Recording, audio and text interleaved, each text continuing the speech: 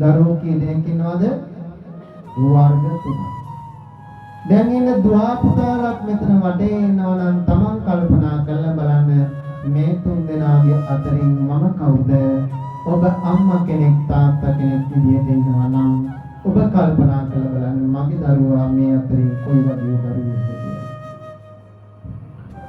වෙනතන ඉන්නවා දරුවෝ 3 දෙනෙක්. ඒ දරුවෝ 3 දෙනා තමයි අතිජාත, අනුජාත සහ අවජාත කියලා කියන්නේ. ඔයත් දකින්න අවජාතයේ මෙතන සබඳ ධර්මයේ කරුණු 3ක් පෙන්නනවා. එකක් තමයි අතිජාත, ඒ වගේම අනුජාත, අනිත් එක තමයි අවජාත කියන්නේ. කවුද පෙන්නතුනේ මේ අතිජාත කියලා? අම්මා තාත්තා යම් ගුණයක් රකින්නවද? අම්මා තාත්තගේ යම් ගුණයක් යහපත් දේ ගතිගුණ තියෙනවා.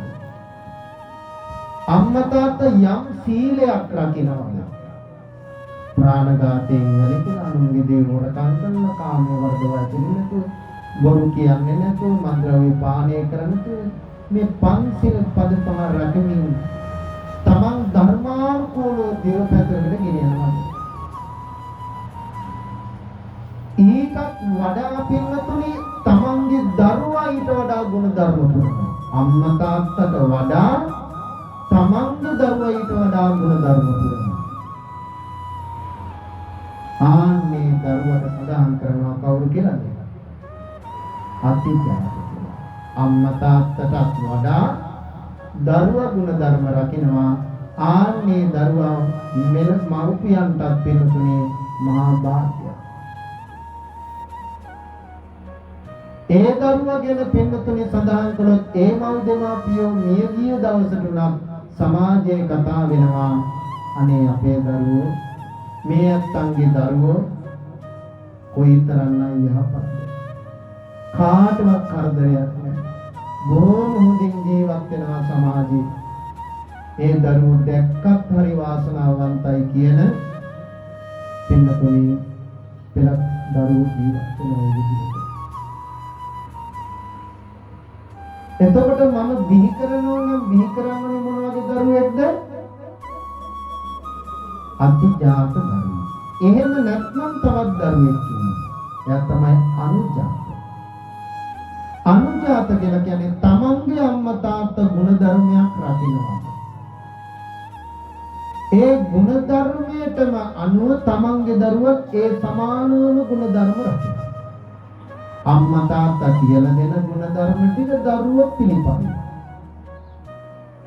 ඒ පිළිපැදීමෙන් සමාජයේ බොහොම යහපත් විදිහට ජීවත් වෙනවා.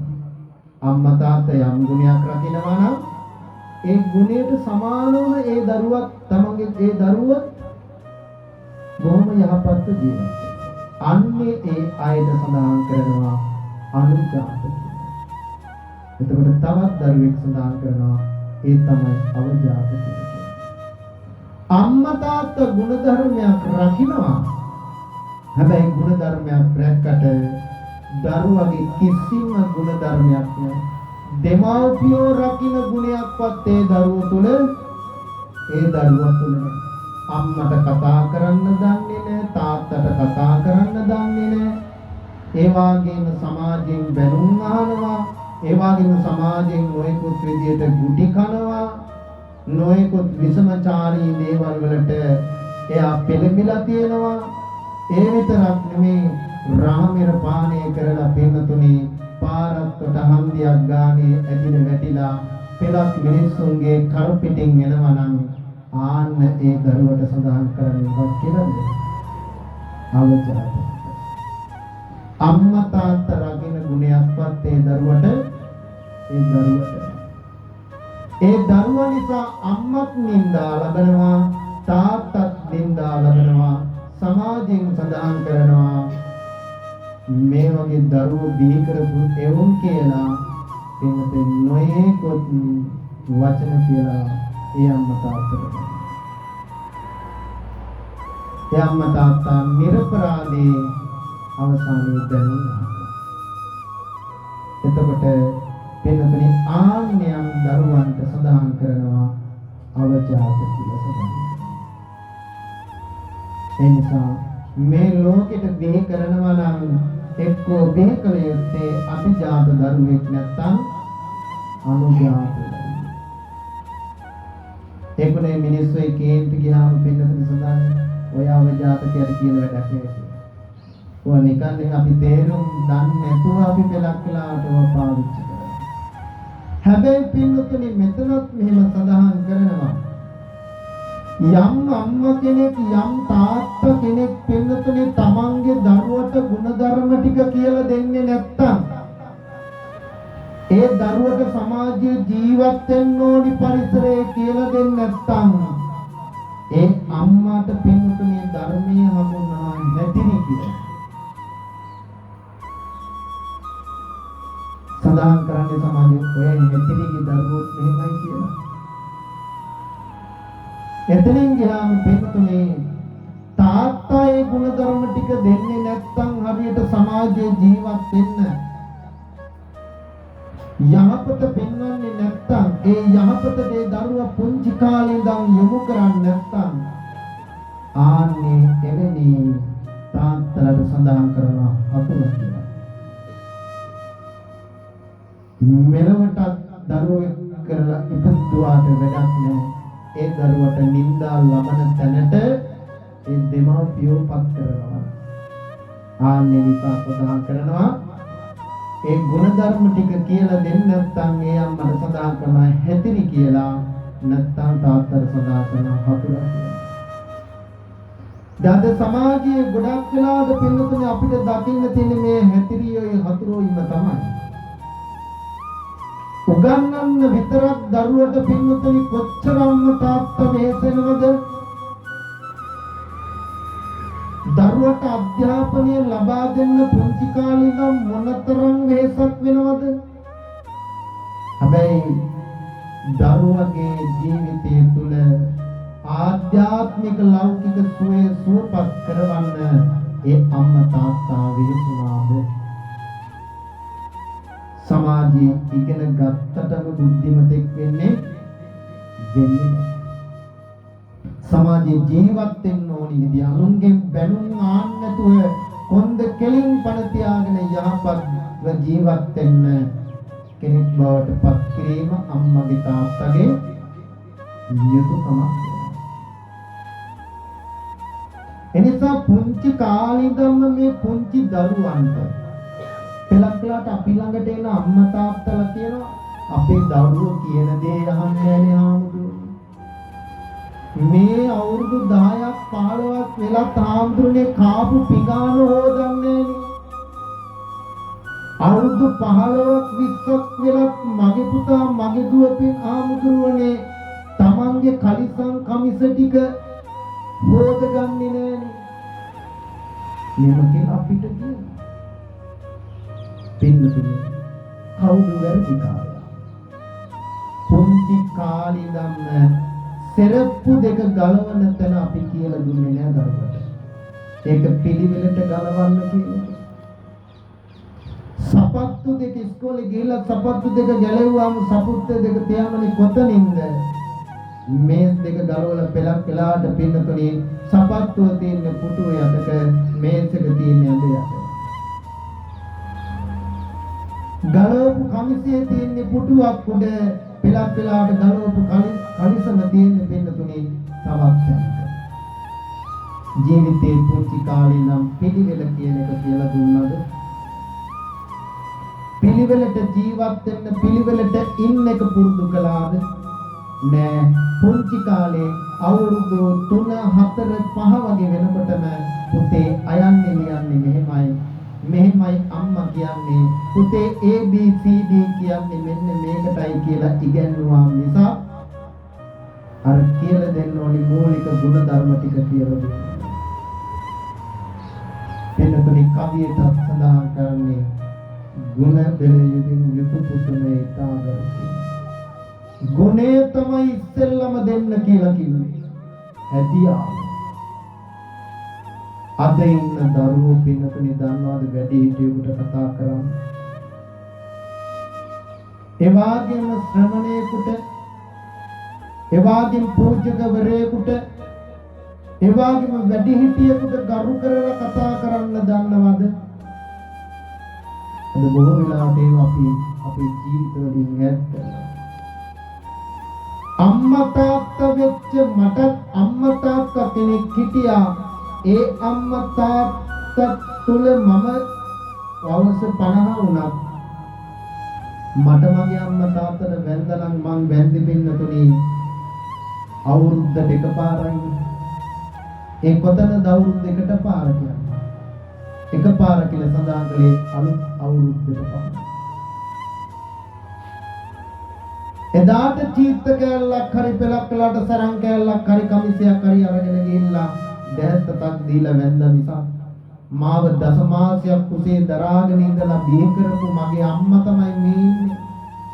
මගේ අතපය නොකඩා මේ විදියට ලස්සනට මාව හදලා තින්නේ මගේ අම්මා මගේ තාත්තා කරපු කැපකිරීම. මරුණට පස්සේ මගේ අම්මේ මගේ තාත්ති කියලා ප්‍රමාණ වේති අඬනවා.